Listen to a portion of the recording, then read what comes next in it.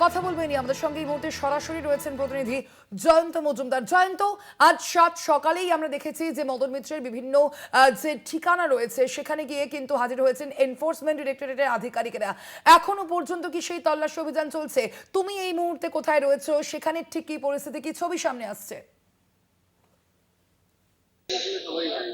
দেখো, এই মুহূর্তে কামারহাটির যে অঞ্চল রয়েছে সেখানে মদন মিত্রের দুটি আবাসনে কিন্তু তল্লাশি চলছে। প্রথমে আমরা সকাল থেকে দেখাচ্ছিলাম দক্ষিণেশ্বর মন্দিরের একদম পাশে যে আবাসন রয়েছে মদন মিত্রের, সেই আবাসনে এনফোর্সমেন্ট ডিরেক্টরেটের আধিকারিকরা যেমন তল্লাশি অভিযান চালাচ্ছেন, এবং তার পাশাপাশি এই মুহূর্তে যেটা খবর পাওয়া যাচ্ছে মদন মিত্রের আরেকটি বেলঘরিয়া একেবারে বিটি রোডের পার্শ্ববর্তী অঞ্চল, সেই অঞ্চলে অর্কিড ওয়াসওয়াল বলে যে আবাসন রয়েছে সেই আবাসনেও কিন্তু ইডির আধিকারিকেরা সকালবেলা থেকে কার্যত তল্লাশি অভিযান কিন্তু তারা চালাচ্ছেন।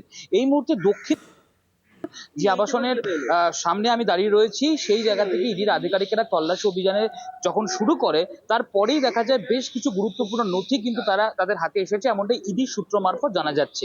এবং কিছু ক্যাশ টাকা কিন্তু উদ্ধার করা হয়েছে ইডির সূত্র মারফত, এখনো পর্যন্ত কিন্তু জানতে পারা যাচ্ছে।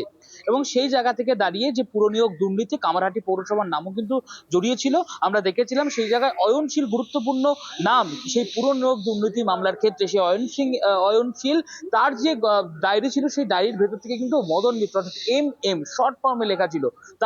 পরে কিন্তু ইডি যখন সেই ডায়েরি ঘেটে দেখেন যে এম লেখা রয়েছে, তারপরে তাদের সন্দেহ বাড়ে এবং এই সন্দেহ থেকে কিন্তু কার্যত আজকে মদন মিত্রের ৮ জায়গায় অর্থাৎ ৮টি যে বাড়ি আবাসন রয়েছে, একাধিক যে সম্পত্তি রয়েছে মদন মিত্রের, সেই জায়গায় কিন্তু তল্লাশি অভিযানে নেমেছেন এনফোর্সমেন্ট ডিরেক্টরেটের আধিকারিকেরা। তারা স্পষ্ট হতে চাইছেন এই যে পুরনিয়োগ দুর্নীতি সংক্রান্ত যে মামলা সামনে আসছে সেই মামলায় মদন মিত্রের কতটা যোগ সাজস রয়েছে, ঘুষ দিয়ে যে চাকরি করা, পৌরসভায় ঢুকিয়ে দেওয়া, সেই জায়গা থেকে দাঁড়িয়ে মদন মিত্রের কি যোগ সাজস রয়েছে, মদন মিত্র কতটা প্রভাব খাটিয়েছে সেই বিষয়ে তারা কিন্তু স্পষ্ট হতে চাইছেন। এবং এই বিষয়কে স্পষ্ট করতেই আজকে কিন্তু কামারহাটির অঞ্চলে দুটি জায়গায় দুটি আবাসনে মদন মিত্রের সেখানে কিন্তু এনফোর্সমেন্ট ডিরেক্টরেটের আধিকারিকেরা একেবারে তাদের ম্যারাথন তল্লাশি চালাচ্ছেন।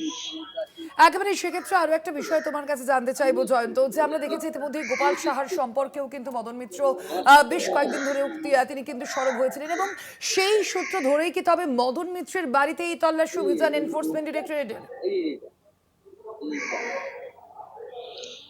দেখো, সব থেকে বড় বিষয় যেটা যে গতকালকে একটা আপডেট তোমাকে যখন বলি তাহলে আরেকটু স্পষ্ট হয়ে যায় বিষয়টা, সেটা হলো যে গোপাল শাহ কামারহাটি পৌরসভার পৌরপ্রধান, তিনি কিন্তু গতকাল রাত্রিবেলা রিজাইনিং লেটার দিয়ে জানিয়ে দিয়েছেন তিনি আর পৌরসভায় পৌরপ্রধান পদে থাকছেন না।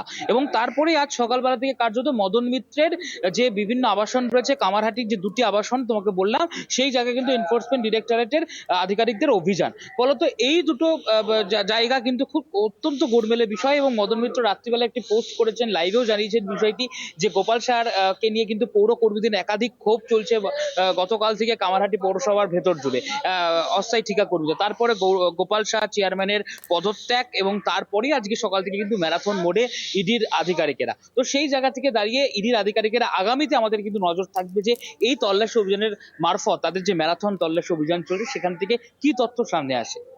একেবারে সেক্ষেত্রে আরো একটা বিষয় তোমার কাছে অবশ্যই জানতে চাইবো জয়ন্ত, ঠিক এই প্রেক্ষাপটে যে আমরা দেখেছি ইতিমধ্যে মদন মিত্রের বিরুদ্ধে কিন্তু একাধিক অভিযোগও রয়েছে, এবং সেক্ষেত্রে এক ব্যবসায়ীর সম্পত্তি দখলের অভিযোগ, সেই অভিযোগ সম্পর্কে ঠিক কি তথ্য পাচ্ছ? দেখো, এই মুহূর্তে আমি যে আবাসনের ভেতর দাঁড়িয়ে লাইভ করছি সেই জায়গায় কিন্তু ব্যবসায়ী থাকতেন, বাপি মুদ্রি তার নাম। তার যে ঘর ছিল সেই ঘর কিন্তু ভাড়া নেবার নামে কিন্তু মদন মিত্র এবং তার অনুগামী আপ্পা, এই ওয়ার্ডের যিনি কাউন্সিলর রয়েছে অরিন্দম ভৌমিক, তিনি কিন্তু নিয়েছিলেন। প্রথম 3 মাস তো ভাড়া ঠিকঠাক ভাবে দিয়েছিলেন, কিন্তু তারপর সেই ভাড়া তারা তো দেনই না, বরং তার যে সম্পত্তি, তার যে ঘর, সেটা রাতারাতি বদলে যায় পার্টি অফিসে। অবাক বিষয়। এবং সেই জায়গা থেকে দাঁড়িয়ে তিনি যখনই বলেন যে ভাড়া কোথায়, তখনই বলেন যে ভাড়া দিতে পারবো না, এমনটাই কিন্তু ব্যবসায়ের অভিযোগ। এবং জোর জবরদখল করে এখনো পর্যন্ত কিন্তু সেই ঘর তারা রেখে দিয়েছেন। এবং মদন মিত্র কাকে তিনি বলবেন ব্যবসায়ী, ভয়ে কুঁকড়ে রয়েছেন কার্যত। কারণ কামারহাটিতে আতঙ্কের নাম মদন মিত্র এবং তার অনুগামীরা, তারা যেভাবে সন্ত্রাস তৈরি করার চেষ্টা করেছে। কার্যত যখন সরকার পরিবর্তন হয়েছে, আজকে যখন ইডির আধিকারিকরা ম্যারাথন তল্লাশি চালাচ্ছে এই আবাসনের ভেতরে, তখনই কিন্তু ব্যবসায়ী কিন্তু মুখ খোলেন। তিনি বলেন এতদিন পর্যন্ত তিনি ভয় কুঁকড়ে ছিলেন মদন মিত্র এবং তার অনুগামীদের ভয়ে। এই জায়গাটাই সঙ্গে থাকো তুমি আমাদের, ঠিক এই বিষয়ে সেই ব্যবসায়ীর তরফ থেকে ঠিক কি অভিযোগ জানানো হচ্ছে মদন মিত্রের বিরুদ্ধে, শুনুন। ঘরটা দখল করে গেছি। কোন ঘরটা? এই ঘরটা। কবে থেকে? আজ 10 বছর রেখেছি, 10-15 বছর, কিন্তু 6 বছর নাগাদ ভাড়াও দেয় না, কিছু দেয় না। যবে থেকে জিতেছে এই 21 সালে আর ভাড়া দেয় না। আজকে কি বলবেন? আমি ভেঙে দেবো এক্ষুনি, ভেঙে ঢুকবো এক্ষুনি। এই ঘরটা হ্যাঁ, ভেঙে ঢুকবো এক্ষুনি আমি। মদন মিত্রকে জানিয়েছিলেন? দেখাই পাচ্ছি না তো মদনের। মদন মিত্রের ছেলেকে জানিয়েছিলেন যে এই ঘর না, ওদের কেউ এদিকে আসছেই না, কেউ এদিকে আসছে না? কেউ এদিকে আসছেই না, কেউ এদিকে। মানে জেতার পর থেকে আসেনি? আচ্ছা, আজকে আসেনি। তা আপনি কি চাইছেন? আমি যাচ্ছি ভেঙে ঢুকে যাবো ঘরটা থেকে। কোন ঘরটা? ওই অফিসটা। আবারও যাবো, আমাদের সঙ্গে সরাসরি রয়েছেন প্রতিনিধি জয়ন্ত মজুমদার। জয়ন্ত, ঠিক কবে থেকে এই জায়গাটি জবরদখল করে রয়েছেন মদন মিত্র বলে অভিযোগ সেই ব্যবসায়ীর, এবং এখনো পর্যন্ত এ বিষয়ে কি তিনি কোনো পুলিশি পদক্ষেপ অর্থাৎ পুলিশের কাছে এ বিষয়ে কোনো অভিযোগ জানিয়েছেন? দেখো, ব্যবসায়ী যেমনটা বলছেন যে প্রথম যখন তৃণমূল ক্ষমতা আসে তারপর থেকে কিন্তু এই ওয়ার্ডের যখন কাউন্সিলর নির্বাচিত হয় অরিন্দম ভৌমিক ওরফে আপ্পা, তিনি বলেন এই জায়গাটি ভাড়া হিসাবে নিচ্ছেন। প্রথম 3-4 মাস কিন্তু ভাড়া দিয়েছিলেন, তারপর আর ভাড়া দেয় না, তারপরে তার জায়গায় পুরোপুরি দখল হয়ে যায়। এইবার বিষয়টা হচ্ছে পদক্ষেপ।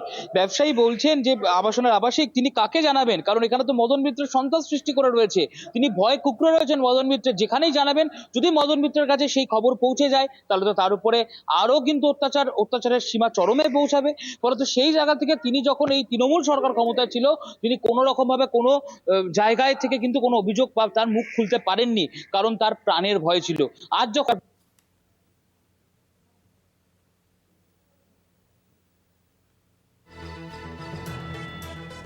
আবেদন রাখছে অবিলম্বে যেন তার জায়গা তাকে পুরোপুরিভাবে ফিরিয়ে দেওয়া হয়, কারণ তার কাছে কিন্তু প্রপার ডকুমেন্ট, সেই ডকুমেন্টসও কিন্তু রয়েছে।